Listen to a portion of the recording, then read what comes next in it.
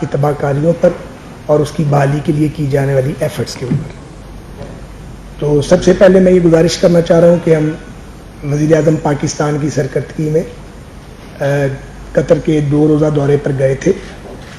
اللہ تعالیٰ کا یہ احسان عظیم ہے کہ پاکستانی ڈیلیگیشن کو وہاں بڑی تکریم اور عزت ملی اور قطر کے عزت مآب حکمرانوں نے ہمارا وہاں پہ ہم سے بڑی میننگ فل گفتگو کی پاکستان کے لارجر انٹرسٹ کے اندر. اور انشاءاللہ تعالیٰ ایک تو یہ کہ اس وقت وہاں پہ 2 لاکھ پاکستانی ہیں جو وہاں پہ مختلف اپنے کاموں کے سلسلے میں جابز کر رہے ہیں یا بزنس کر رہے ہیں. تو عزت مآب امیر قطر نے یہ وعدہ کیا ہے کہ وہ 1 لاکھ پاکستانیوں کو مزید جاب اپرچونٹیز دیں گے قطر کے اندر. تو اس سے یقینی طور پہ پاکستانیوں کے کثیر تعداد کو وہاں جا کے اپنے ٹیلنٹ کے ذریعے آگے بڑھنے کا موقع ملے گا اور فارن ایکسچینج پاکستان کے اندر آئے گا. دوسری اہم بات یہ ہے کہ پاکستان کی یونیورسٹیز سے جو ہمارا جوہر قابل ہے اس کو قطر میں چونکہ بین الاقوامی سٹینڈرڈ کی تقریباً سبھی یونیورسٹیز اور ان کے ادارے انہوں نے وہاں پہ بنا لیے ہوئے ہیں تو ان کو وہاں تک رسائی ملے گی اور ان کو اسپیشل کورسز بھی آفر کیے جائیں گے. تیسری اہم بات یہ ہے کہ ہماری وہاں پہ عزت مآب امیر قطر سے بھی ملاقات ہوئی, ان کے وزراء سے بھی اور قطر انویسٹمنٹ والوں سے, ان کے آفیشل سے بھی جو دنیا کی بگیسٹ انویسٹمنٹ کمپنیز ہیں ان میں سے ایک ہے. تو جو انڈرسٹینڈنگ ملی ہے وہ یہ ہے کہ وہ پاکستان میں $3 ارب کی سرمایہ کاری کرنے پر آمادہ ہیں. نہ ہم نے وہاں ان سے کوئی قرض مانگا ہے نہ قرض پہ کوئی بات ہوئی ہے, لیکن فورن ڈائریکٹ انویسٹمنٹ پہ FDI پہ بات ہوئی ہے, G2G ارینجمنٹ پہ بات ہوئی ہے. تو جو ان کا انٹرسٹ ہے اور جو یقیناً پاکستانی قوم کا بھی انٹرسٹ ہے, ایک تو انرجی سیکٹر میں وہ انویسٹمنٹ کرنے میں انٹرسٹڈ ہے, خاص طور پہ یہ جو رینیویبل انرجی ہے اس پہ سولر ہے اور ونڈ ملز ہیں. تو یہ پاکستان کے لیے بڑی امپورٹنٹ ہے کیونکہ اگر یہ ایک تو یہ بہت فوری یہ ایگزیکیوشن اس کی جا سکتی ہے اور اس سے کئی ہزار میگا واٹ بجلی پاکستان کے نیشنل گرڈ کے اندر آ سکتی ہے. دوسرا ان کا انٹرسٹ تھا پاکستان کی سی پورٹس جو ہیں ان کی اپ گریڈیشن کے لیے اور ان کی بیٹرمنٹ کے لیے, وہاں بھی وہ انویسٹمنٹ کرنے میں انٹرسٹڈ ہے. ہم بھی یہ چاہتے ہیں کہ گوادر اور کراچی میں جو ہماری سی پورٹس ہیں وہ اپ گریڈ ہوں, انہیں اپ گریڈیشن کی ضرورت ہے اور وہاں پہ فورن انویسٹمنٹ آنی چاہیے.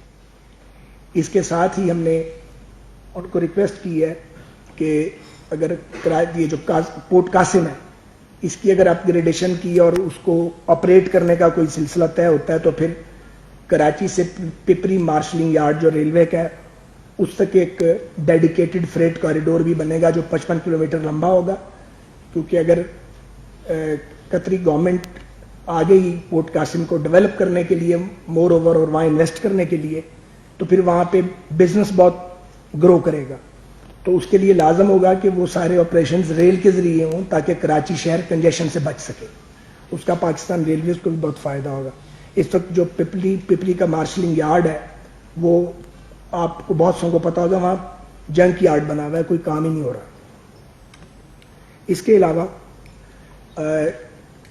قطر انویسٹمنٹ کی جو دلچسپی تھی وہ ایئرپورٹس میں بھی تھی. ہم بھی چاہتے ہیں کہ ہمارے ایئرپورٹس اپ گریڈ ہوں, لیکن میں آپ کو بتانا چاہتا ہوں کہ 42 ایئرپورٹس ہیں پاکستان میں جن میں سے 11 ایئرپورٹس تو کلوز ہیں اور 5 ایئرپورٹ ایسے ہیں جو سیمی فنکشنل ہیں اور جو فلی فنکشنل ایئرپورٹس ہیں وہ مجھے آپ کو بتانے کی ضرورت نہیں ہے کہ وہاں پہ کیا حالات ہیں. یہ جو آپ کا اسلام آباد ایئرپورٹ ہے یہ ہاف کیپیسٹی پہ چل رہا ہے. 10 ملین کی اس کی کیپیسٹی کے لیے یہ اس وقت ڈیزائنڈ اور 52 لاکھ مسافر ہیں. حالانکہ یہ 2 کروڑ سے زیادہ کی کیپیسٹی پہ چل سکتا ہے لیکن اس کے لیے انویسٹمنٹ چاہیے. اسی طرح جو آپ کا کراچی کا ایئرپورٹ ہے وہاں پہ گو کے کارگو آپریشنز چل رہے ہیں لیکن وہاں پہ ایک نئے کارگو ٹرمینل کے لیے جگہ مدت مدید سے پڑی ہے اور ہم نے کچھ بھی نہیں کیا وہاں پہ. تو یہ جو ہمارے ایئرپورٹس ہیں کیا انہیں جدید ایئرپورٹ نہیں بننا چاہیے کہ کیا یہاں پاکستانیوں کو دنیا کی جدید ترین سہولتیں نہیں ملنی چاہیے؟ نہ کسی نے کسی ایئرپورٹ کے کسی شیئر کو فروخت کرنے کی بات کی ہے. نہ کوئی اس طرح کی آفر کی گئی ہے، نہ اس پہ کوئی گفتگو ہوئی. یہاں پہ ایک پروپیگنڈا کیمپین چلا دی گئی صرف اس کے دوحہ کے قطر کے دورے کو ناکام کرنے کے لیے. تو اگر آپ اس طرح کریں گے اور فورن ڈائریکٹ انویسٹمنٹ کو روکیں گے تو کیا یہ ملک کی خدمت ہے؟ مجھے بتائیے. اگر یہ سیلاب نہ ہوتا تو میں اس کا آج بہت منہ توڑ جواب دیتا. سیلاب کی وجہ سے میں ذرا اس کو ذرا محدود رکھوں گا اور اصل بات آگے آئے گی. تو یہ بات نوٹ کر لینی چاہیے کہ نہ پی آئی اے زیر بحث آیا قطر میں، جس کو انہوں نے بیچ دیا ہے دوسری پارٹی نے کہ جی بیچ کے آ گئے ہیں. ایئرپورٹس کو بیچا بالکل بھی نہیں جا رہا، کوئی قوم اپنے ایئرپورٹس نہیں بیچتی. لیکن جو دنیا میں پاپولر ماڈل ہے وہ یہ ہم اڈاپٹ کریں گے کہ 25 یا 30 سال کے لیے ان کو آؤٹ سورس کیا جاتا ہے، ان کو کمرشلائزیشن، اپ گریڈیشن، ریہیبلیٹیشن. کراچی ایئرپورٹ کو بڑی ہیوج انویسٹمنٹ چاہیے. کراچی ایئرپورٹ تقریباً اپنی کیپیسٹی پہ چل رہا ہے. 7 ملین کے لیے وہ ڈیزائنڈ ہے اور 68 لاکھ لوگ وہاں پہ جو ہے وہ پر ایئر آ رہے ہیں. تو کراچی ہمارا کاسموپولیٹن سٹی ہے، اس کو اس سے بہت بڑا ایئرپورٹ اور جدید ایئرپورٹ چاہیے. تو اگر فورن انویسٹمنٹ آتی ہے اور 25-30 سال کے آپریشنز کے بعد وہ پاکستان کی پراپرٹی ہے، اس کو رہتی ہے پاکستان کے پاس، تو یا اس میں کوئی برائی ہے؟ ساری دنیا کے ایئرپورٹ اس طرح چلتے ہیں. آپ استنبول کا ایئرپورٹ دیکھیں، آپ انڈیا کے ایئرپورٹس دیکھیں. ہم نے جانے سے پہلے کم سے کم دنیا کے 20-22 جو بڑے ایئرپورٹس تھے ان کو ایویلیویٹ کیا، اور جو ان کا ماڈل ہے وہی ماڈل ہم اڈاپٹ کر رہے ہیں. تو 100% ملکیت حکومت پاکستان کے پاس رہے گی. کوئی بیچنے والا کوئی بات کی ہی نہیں گئی. یہاں پہ ایک تمار اور طوفان کھڑا کیا گیا. اتنی بڑی آفت آ گئی ہے قوم پہ جس کی طرف اب میں آنے لگا ہوں، مگر اس آفت کا خیال نہیں ہے. خیال یہ ہے کہ مقدمے کرو، لوگوں کو پکڑو، جیلوں میں ڈال دو، پولیٹیکل ورکرز کو رگڑو، اور یہ جو اگر فورن ڈائریکٹ انویسٹمنٹ آنے لگی ہے یا 1 لاکھ پاکستانیوں کی جاب اپرچونٹی آ رہی ہے اس کو ڈیمیج کر دو، سیبوٹاج کر دو. ظاہر ہے جو لوگ انویسٹ کرنا چاہتے ہیں اگر آپ ان کو بدنام کریں گے، کنٹروورشل کریں گے، تو پاکستان کے علاوہ اور کتنی جگہیں ہیں دنیا میں جہاں اگلے انویسٹمنٹ کر سکتے ہیں؟ پوری دنیا میں قطر نے انویسٹمنٹ کی ہوئی. تو اگر آپ تعریف نہیں کر سکتے تو زبان ہی بند رکھ لیں، آپ اپنی چونچ ہی بند رکھیں. پھر جھوٹ بولنا کہ جی پی آئی اے بیچ آئے ہیں. پی آئی اے تو بحث میں زیر بحث آئی نہیں. پی آئی اے تو ایک اتنا بڑا مسئلہ ہے کہ اس کو تو ریزالو کرتے کرتے شاید کچھ وقت لگے گا. اور اسی طرح روزاویلٹ ہوٹل کا کیا گیا وہ بیچ آئے ہیں، وہ زیر بحث ہی نہیں آیا. معلوم ہی نہیں ہے جو لوگ یہ بات کر رہے ہیں کہ ان کے مسائل کیا ہیں، ہم کہاں پھنسے ہوئے ہیں، کس مصیبت کا شکار ہیں ہم، اور کس مصیبت میں آپ چھوڑ گئے ہیں. تو اس طرف آپ آتے نہیں ہیں اور آپ صرف الزام لگاتے ہیں. شرمناک ہے. خاص طور پہ میں نام لے کے کہتا ہوں شوکت ترین صاحب کو خیال کرنا چاہیے تھا، حیا کرنی چاہیے تھی. وہ ایک پروفیشنل آدمی ہے، میں نے سنا انہوں نے بھی یہ گفتگو کی ہے. باقی تو یہ چاند ماری کرتے رہتے ہیں. سنجیدہ لوگوں کو تو اوائڈ کرنا چاہیے اس طرح کی باتوں سے. فلاں چیز بیچ دی، کچھ بیچ کے نہیں آیا الحمدللہ. فورن ڈائریکٹ انویسٹمنٹ کا بندوبست کیا ہے، انڈرسٹینڈنگ ہوئی ہے، ابھی ٹائم لگے گا، ظاہر ہے کوشش کریں گے. تو اگر پاکستانیوں کو جاب ملتی ہے باہر، اگر یہاں پاکستان میں انویسٹمنٹ آتی ہے تو اس پہ تو خوش ہونا چاہیے. تو یہ تو تھا ایک دورہ قطر کے حوالے سے جو میں چاہ رہا تھا کہ میں آپ کے آگے بات رکھوں. جو اس وقت ابھی میں وزارت ریلوے سے آیا ہوں، ہم نے بڑا میراتھن سیشن کیا ہے railway headquarter, divisional headquarters اور منسٹری نے. تو میں ویسے آپ کو بتانا چاہ رہا ہوں کہ اس وقت ملک بھر میں میٹ آفس کے مطابق معمول سے 212% زیادہ بارشیں ہوئی. سندھ میں معمول سے 524% زیادہ بارشیں ہوئی. بلوچستان میں معمول سے 480% زیادہ بارشیں ہوئی ہیں. کے پی میں اب تک معمول سے 41% زیادہ بارشیں ہوئی ہیں. گلگت بلتستان میں معمول سے 125% زیادہ بارشیں ہوئی. پنجاب میں معمول سے 92% زیادہ بارشیں ہوئی. بعض مقامات ایسے ہیں جہاں 30 سال، 44 سال، 75 سال، 72 سال اور 18 سال کے اور 30 سال کے ریکارڈ ٹوٹے ہیں سندھ میں، بلوچستان میں. تو آپ سوچیں کہ کتنا خوفناک معاملہ ہے اور لوگ کس عذاب اور مشکل میں مبتلا ہیں. تو ریلویز کے حوالے سے ہمارا، ویسے میں آپ کو بتانا چاہ رہا ہوں کہ ہمیں تقریباً 10 ارب روپے ہمیں ہر مہینے خرچ کرنے ہوتے ہیں. اس میں پینشن ہے، سیلری ہے، آپریشنز ہیں. ہم کما رہے ہیں تقریباً 7 ارب روپے، نہیں 7 ارب روپے ہم نے خرچ کرنے ہوتے ہیں آپریشنز پہ. پینشن کے پیسے گورنمنٹ دے رہی ہے. ہم کما رہے ہیں تقریباً 5 ارب. 2 ارب کا ہر مہینے کا شارٹ فال ہے. کوئی چھوٹا سا شارٹ فال نہیں. خسارہ جو ہے وہ جا پہنچا ہے ماشاءاللہ 47 ارب 36 کروڑ روپے کا خسارہ ہے پچھلے سال کا، جو ہم اس سے 10 ارب کم پہ چھوڑ کے گئے تھے. بہرحال میں اس وقت میں پڑھنا نہیں چاہ رہا، لیکن میں آپ کو سچویشن بتا رہا ہوں کہ ہمارے پاس جب میں گیا تھا 20 دن کا آئل سٹاک ہوتا تھا، اب 2 دن کا آئل سٹاک ہے ریلوے کے پاس. اب پیسے نہیں ہوتے، یہ پیچھے بڑی مشکل سے 1 ارب روپیہ چاہیے تھا ایک دن کے اندر، اللہ جانتا کس طرح ہم نے ارینج کیا. تنخواہیں دینے کے پیسے نہیں ہوتے، باتیں اتنی لمبی لمبی کرنا اور اونچی اونچی چھوڑنا، بیڑا غرق کر کے تو آپ خود تشریف لے گئے ہیں اور دوسروں کو کام نہیں کرنے دے رہے ہیں. آپ کس طریقے سے ہم نے پیسے اکٹھے کیے ہیں اور لوگوں کی تنخواہیں ادا کی ہیں، کیونکہ اگر آپ مزدور کو تنخواہ نہیں دیں گے تو اس کے گھر میں تو بھوک آ جائے گی فوری طور پہ. آگے تنخواہوں میں لوگوں کا کچھ پورا نہیں ہو رہا جتنی مہنگائی. تو یہ ایک سچویشن ہے، میں ریلویز کی آپ کو بتا رہا ہوں. اب صورت یہ ہے کہ ابھی ہم نے جو ڈیسیجن کیے ہیں وہ میں آپ کو عرض کرتا ہوں، پھر اگلے بات کروں گا. ریلوے ہیڈ کوارٹرز اور ریلوے کے تمام ڈویژنز میں ایمرجنسی کنٹرول روم قائم کر دیے گئے ہیں جو 24 آورز کام کریں گے. حالیہ شدید بارشوں سے ریلوے ٹریک کو اور ہمارے انفراسٹرکچر کو شدید نقصان ہوا ہے. ابتدائی تخمینہ 10 ارب روپے کے قریب ہے اس وقت تک جو ہو چکا ہے، اس کو بھی ہم ایویلیویٹ کر رہے ہیں. ابھی کچھ دیر پہلے نواب شاہ شہر کو بچانے کے لیے ایک اتھارٹیز باندھ رہی ہیں، تو تقریباً 10 کلومیٹر کا ایک ٹریک ہے، وہاں پہ پانی اب اس وقت 1.5 فٹ کے قریب آ گیا ٹریک کے اوپر. ریلوے کی ایس او پی یہ ہے کہ جب 6 انچ پانی ٹریک کے اوپر آ جائے تو پھر آپ آپریشن بند کرتے. تو مجھے مجبوری کی حالت میں لیکن مسافروں کی سیفٹی کے لیے یہ اعلان کرنا پڑ رہا ہے، جو ڈیسیژن میں railway headquarter, divisional headquarter اور منسٹری آف ریلویز شامل ہے کہ ہم ریلوے آپریشن کو ML1 پہ جو پیسنجر آپریشن ہے، کارگو آپریشن چلتا رہے گا، لیکن پیسنجر آپریشن کو ہم ایک سرٹن پورشن ہے جو آپ کہہ لیں کہ خانپور سے اوپر اور حیدرآباد تک، اس ایریے میں ہم اس کو بند کر رہے ہیں کیونکہ مسافروں کی زندگیوں کا تحفظ بہت ضروری ہے. تو ابھی جو ایک ٹرین لانڈی تک آ گئی تھی اس کو ہم واپس لے کے اب جا رہے ہیں، اور جو 4 بجے والی ٹرین تھی ان کو بھی انٹیمیٹ ہم نے کیا ہے کہ پیسے ہم پورے ریفنڈ کریں گے لیکن ہم لوگوں کی زندگیوں کا رسک نہیں لے سکتے. البتہ یہ جو ML1 ہے اس پہ پشاور سے لے کے ملتان تک آپریشن جاری رہے گا. ML2 اور ML3 آلریڈی بہت سے ان کے ایریاز انڈر واٹر ہیں. ML3 پہ ایک بڑا برج ٹوٹ چکا ہے، اور وہ برج جو ہے وہ بڑا مضبوط برج تھا، گو کہ بہت پرانا تھا لیکن وہ بالکل فٹ برج تھا، لیکن اتنا شدید طوفان آیا کہ اس سے وہ گر گیا ہے. اس کے لیے ہم نے NLC سے بات کی اور ہنگامی بنیادوں پر ہم اس کو بنائیں گے، لیکن آبویسلی فلڈڈ سچویشن میں آپ برج تعمیر نہیں کر سکتے. تو جو زحمت ہوگی اس سے مسافروں کو، اس کے لیے ہم معافی چاہتے ہیں، معذرت خواہ ہیں، لیکن ان کی زندگیاں امپورٹنٹ ہیں. خدا نہ خواستہ کہیں ٹرین اگر ہو جاتی ہے، ٹریک سے نیچے اتر جاتی ہے، تو ریلیف آپریشن کرنے کے لیے تو پھر کشتیاں لانی پڑیں گی. تو بہتر یہ تھا کہ اس کو ہم وقتی طور پہ جو پیسنجر آپریشن ہے اس کو ہم سسپینڈ کریں سرٹن پارٹ جو سندھ کا ہے. تو پھر یہ ہوگا کہ کراچی سے لاہور اور لاہور سے کراچی جانے والی ٹرینیں اب اس روٹ پہ نہیں جا سکیں گی. پشاور سے لے کے تو ملتان تک ٹریفک جاری رہے گا، اسی سے کراچی، حیدرآباد، میرپور خاص بھی آپریشن جاری رہے گا. تو یہ ایک ڈیسیژن ہمیں مجبوراً کرنا پڑا.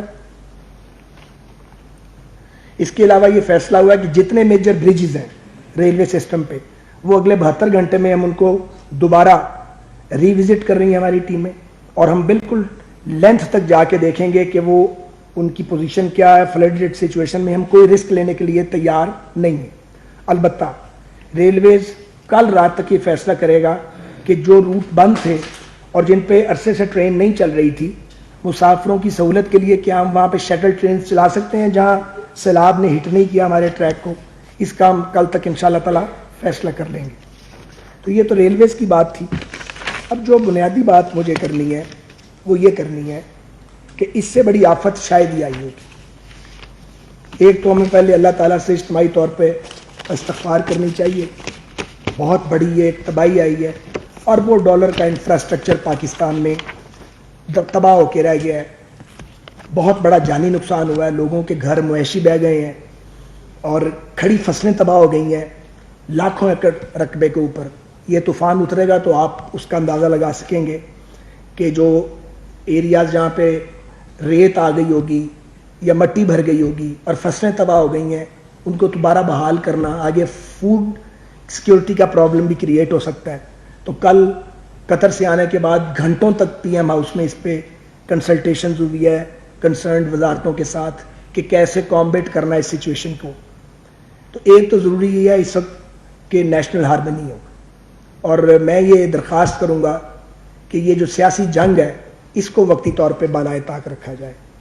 اگر جنگ لڑنی ہے, اگر ہمیں گرانا ہے تو اب ضرور گرائیں, لیکن تھوڑے دن کے لیے اس کو مؤخر کر دیں. پہلے سیلاب کا مقابلہ کر لیں.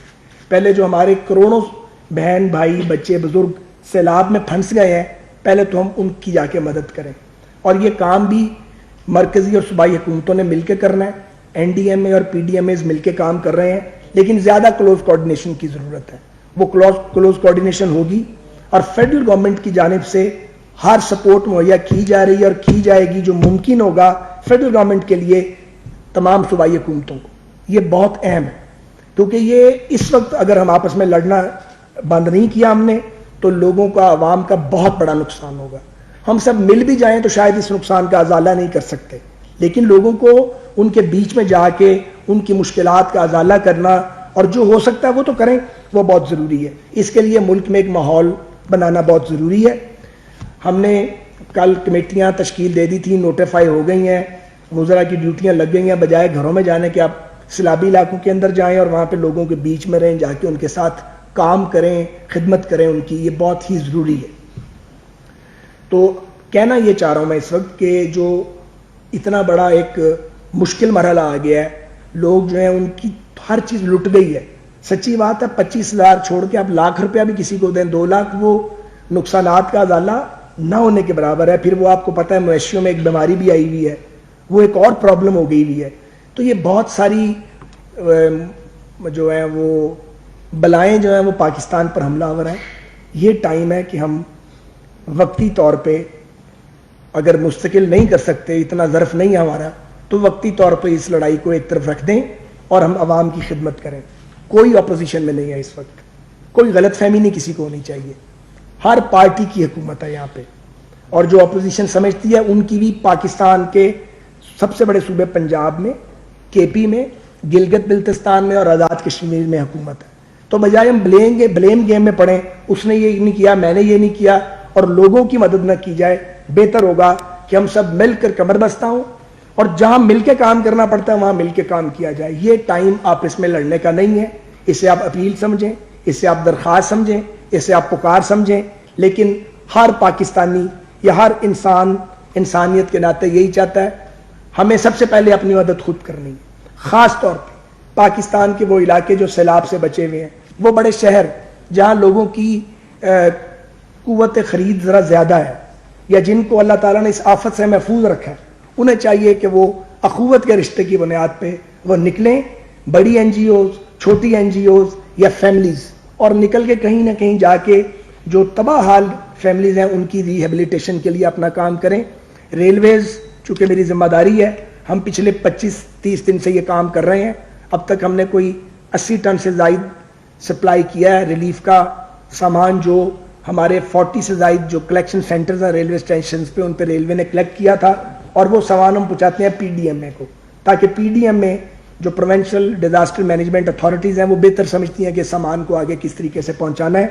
میں آپ کا شکر گزار ہوں, اور ایک بار پھر میں یہ اپیل کرتا ہوں تمام سیاسی جماعتوں سے اور تمام درد دل رکھنے والے پاکستانیوں سے کہ یہ بہت مشکل گھڑی ہے. کروڑوں پاکستانی تباہ ہو گئے ہیں, بے خان ماں ہیں, بے گھر ہو گئے ہیں, ان کی ہر چیز اجڑ گئی ہے. تو اس وقت ہے کہ ہم مل کے ان کی مدد کریں اور ان کی بحالی کے لیے اپنا کردار ادا کریں. شکریہ. شہزاد علی سما سے.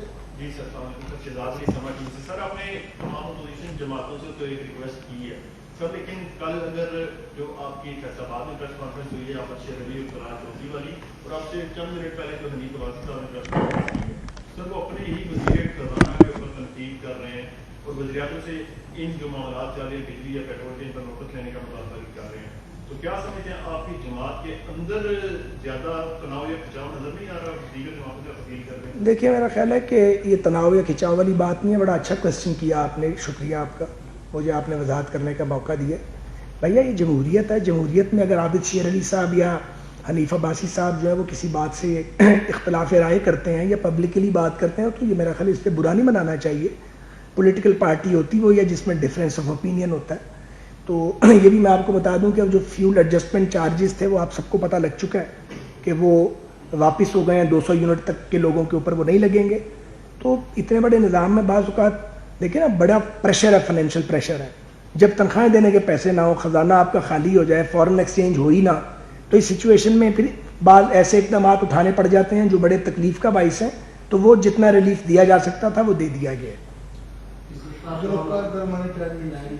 سر ایک تو یہ ریلوے آپریشن کو آپ نے سسپینڈ کرنے کا اعلان کیا ہے. پیسنجر آپریشن جی جی ایک ML1 کے ایک پارٹ کے جو انڈر واٹر ہے. جی, لیکن ساتھ میں جو سیاسی صورتحال کے آپ ڈسکس کر رہے ہیں تو کیا جو حکومت ہے وہ اتحادی حکومت ہے تو وہاں پہ جو سیاسی سرگرمیاں ہیں وہ بھی آپ کو سسپینڈ کرنے کا اعلان کرتے ہیں اور ساتھ میں عمران خان صاحب کو اس کے لیے آپ دعوت دے رہے ہیں. گزارش یہ ہے کہ یہ بھی بڑا آپ نے پرٹیننٹ کوشچن کیا. یہ ارادہ تھا کہ یہ جو PDM ہے اور پیپلز پارٹی اور باقی سیاسی جماعتیں جو مرکزی حکومت میں شامل ہیں وہ بھی عوامی رابطہ کریں, جلسے کریں, لیکن یہ کوئی تک نہیں بنتا تھا اس وقت. تو اس لیے ہم کوئی پولیٹیکل ایکٹیویٹی نہیں کر رہے. اگر کوئی یک طرفہ طور پہ گالیاں نکالنا چاہتا ہے تو وہ اپنا شوق پورا کر لے. ہمارے پاس گالیوں کا جواب دینے کا ٹائم نہیں ہے, یہ وقت نہیں ہے. یہ نہیں کہ جواب دینا نہیں آتا, یہ وقت نہیں ہے. یہ وقت صرف ایک کام کرنے کا ہے, کس طرح ہم اپنے سیلاب میں ڈوبے ہوئے بہنوں بھائیوں کی اور تکلیف میں جو پاکستانی ہیں ان کی مدد کر سکتے ہیں, اپنے ذاتی وسائل سے یا سرکاری وسائل سے یا ڈونرز کو موٹیویٹ کر کے. تو اس 1 پوائنٹ ایجنڈے پہ فیڈرل گورنمنٹ کام کر رہی ہے اور کرے گی.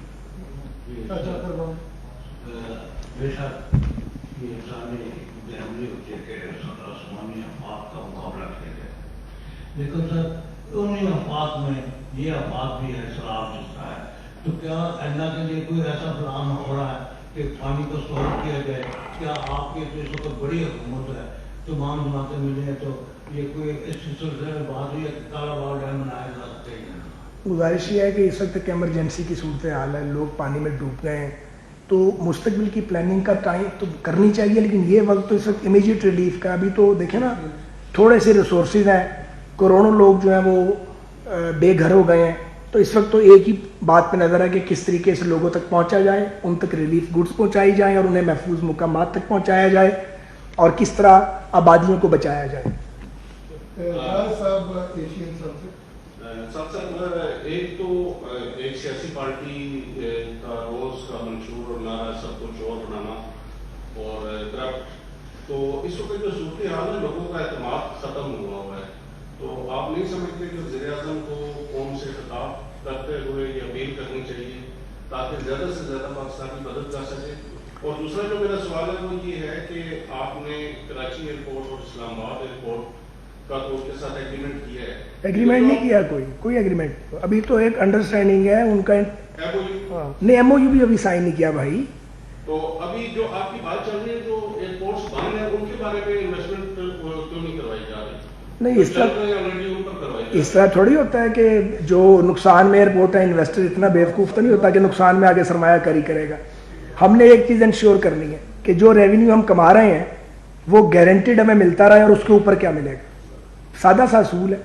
تو جن ایئرپورٹس پہ نقصان ہو رہا ہے یا بند پڑے ہیں وہاں سے باہر سے کیوں آئے گا؟ اپنا نقصان کرنے کے لیے آئے گا. بزنس مین کی تو اپروچ ڈفرینٹ ہے. یہ بزنس ہے, آپ کے ساتھ جو آگے پیسہ لگائے گا وہی لگائے گا جہاں کاروبار چل رہا ہوگا, اس کو پوٹینشیل نظر آئے گا. اور ہمارے پاس وہ انویسٹمنٹ نہیں ہے, اور ہم نے اگلے 50 سال ضرور انتظار کرنا ہے کہ ہمارے ایئرپورٹ جو ہے وہ GTS کے اڈے کا منظر پیش کریں. اور ہے کیا؟ تو ان کو ٹھیک نہیں کرنا. تو ان کو ٹھیک کرنے کے لیے پوری دنیا میں ایک ہی ماڈل ہے, کوئی نئی بات تو نہیں ہم کر رہے. آپ انڈیا میں جا کے دیکھیں کتنے ایئرپورٹ انہوں نے 25, 30 اور 50 سال کے لیے آؤٹ سورس کی ہیں. آؤٹ سورسنگ کا مطلب یہ بالکل نہیں ہے کہ آپ بیچ رہے ہیں. اس کا مطلب ہے کہ اتنے عرصے کے لیے آپ آئیں گے, یہاں پیسہ لگائیں گے, جو سہولتیں ہم نہیں دے سکتے وہ سہولتیں آپ لائیں گے, ماڈرنائز کریں گے, اپ گریڈ کریں گے, اور سرٹن ٹائم کے بعد آپ چلے جائیں گے. اور وہ جو ریونیو ہے وہ آپ نے گارنٹی کرنا ہوتا ہے جو کما رہے ہیں اس سے اوپر آپ کو ملے. گھاٹے کا سودا تو ظاہر ہے کوئی بھی نہیں کرتا, ہم بھی نہیں کریں گے. پتہ نہیں یہ اب ہوتا ہے 6 ماہ لگتے ہیں, سال لگتے ہیں. ابھی تو گفتگو شروع ہوئی ہے, پازیٹیو وائب آئی ہے. امداد کی اپیل کے حوالے سے کیا ہاں وہ ٹھیک ہے. وہ دیکھیے کل بھی وزیر اعظم صاحب نے آتے ہی انٹرنیشنل ڈونرز کے ساتھ میٹنگ کی ہے. میرا خیال آج ایمبیسڈرز کے ساتھ ان کی میٹنگ ہو گئی ہوگی یا ہونی تھی, کیونکہ وہ گئے ہوئے تھے فلڈڈ ایریا کے دورے پہ. جی ہو گئی ہے. اچھا ایک سیکنڈ بات پوری کرنے دیں. تو قوم سے خطاب بھی ان کا متوقع ہے 1-2 روز میں. ظاہر ہے ایک بہت بڑی آفت آئی ہے تو اس کی ہم کیلکولیشن کر رہے ہیں, اس کو کاؤنٹنگ ہو رہی ہے, یہ دیکھ رہے ہیں کہاں کہاں سے مدد دی جا سکتی ہے, کیسے کیسے مدد دی جائے گی, تو ایک شکل بنے گی تو بات کریں گے. جی آخری سوال ہے صاحب بڑے صاحب ایک تو یہ بتائیے کہ ٹریکس کون کون سے سیلاب کی وجہ سے بند ہوا, اور سیکنڈلی ریلیف کے سامان پہنچانے میں ریلوے کیا رول پلے کر رہی ہے اور کیسے فیسیلیٹیٹ کر رہی ہے. گزارش یہ ہے کہ ML2 اور ML3 پہ وہ برج ٹوٹ گیا تو کوئٹہ کا کانٹیکٹ ختم ہو گیا ہے باقی ہمارے ٹریک کے ساتھ. اب ایک طریقہ یہ ہو سکتا ہے کہ ہم سرٹن پوائنٹ تک, یہ ایک ایریا ہے جسے کولپور کہتے ہیں, تو وہ پہاڑی علاقہ ہے, تو یہ ہو سکتا ہے کہ کولپور سے پیچھے ہم ٹرین کو لے کے جائیں, پھر بسوں کے ذریعے آگے لے کے جائیں, پھر ٹرین پہ بٹھائیں. اس آپشن کا جائزہ لے رہے ہیں وائبل ہے کہ نہیں ہے. اسی طرح جو ML2 ہے وہ کئی جگہ سے زیر آب ہے, تو ہم نے اس آپریشن کو روکا ہوا ہے. ML1 جو ہے وہ خانپور تک, پشاور سے خانپور تک محفوظ ہے, آگے سرٹن پارٹس حیدرآباد تک غیر محفوظ ہو گئے ہیں. تو ہم رسک نہیں لے سکتے, لوگوں کی زندگیوں کا پاسبل ہی نہیں ہے رسک لینا. اس سے بہتر ہے کہ زحمت دے لیں لیکن زندگیوں کا رسک نہ لیا جائے, کیونکہ ایک انسان بھی اگر ضائع ہو جائے, انسانی جان تو پورا تو نہیں کیا جا سکتا. تو کوئی دوسرا راستہ موجود نہیں تھا. پانی کی شیٹ آتی ہے 10-10 کلومیٹر تک, یوں لگتا ہے جیسے سمندر ہے, اور پھر امبینکمنٹ ہے نیچے, وہ انسانی آنکھ سے آپ دیکھ ہی نہیں سکتے کہ نیچے کیا ہو گیا ہے. تو یہ کروشل ڈیسیژن تھا, لیکن ہمیں کرنا پڑا ہے کیونکہ ہم یہ رسک لے ہی نہیں سکتے تھے. تو اس لیے جہاں تک ریلیف کا کام ہے وہ ہم نے شروع کیا ہوا ہے, لیکن اتنے ہیوی فلڈ کے اندر آپ ایک حد تک ریلیف کا کام کر سکتے ہیں. جب تک پانی اترتا نہیں ہے تب تک آپ وہ والا ریلیف دے ہی نہیں سکتے جو ریلیف ریکوائرڈ ہوتا ہے. بہت بہت شکریہ. Thank you sir.